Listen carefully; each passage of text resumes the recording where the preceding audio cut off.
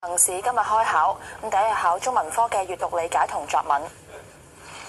開考第一日就係過去幾屆被稱為死亡之卷嘅中文科，每年大概只得一半考生考獲入大學最低資格要求嘅3級。今年卷2作文嘅3條題目，第一條以沒有手提電話的一天續寫，同阿媽就溝通唔到嘅，就缺乏溝通嘅。但係冇咗手機之後呢，其實就知道阿媽其實都愛錫自己嘅。第二條要考生喺夢想看似不切實際，但很有意義或者相反意思作文。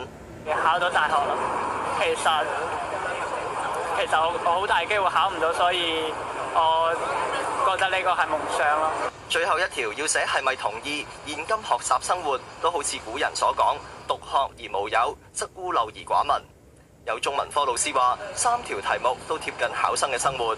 我覺得今年嘅出題咧就好切合翻學生佢哋已有嘅經驗。咁就算你話第2條夢想，咁我估一方大部分嘅年青人佢哋都會有自己嘅夢想嘅。至於卷1閱讀理解有3篇文章，包括2篇白話文，文學家林語堂嘅散文《論趣》，同埋賈平凹嘅《觀沙礫記》，同埋1篇文言文，節錄自明朝文學家宋濂嘅《道環小傳》。有老師認為2篇白話文嘅對比問題比較深，但係整體深淺程度同以往相若。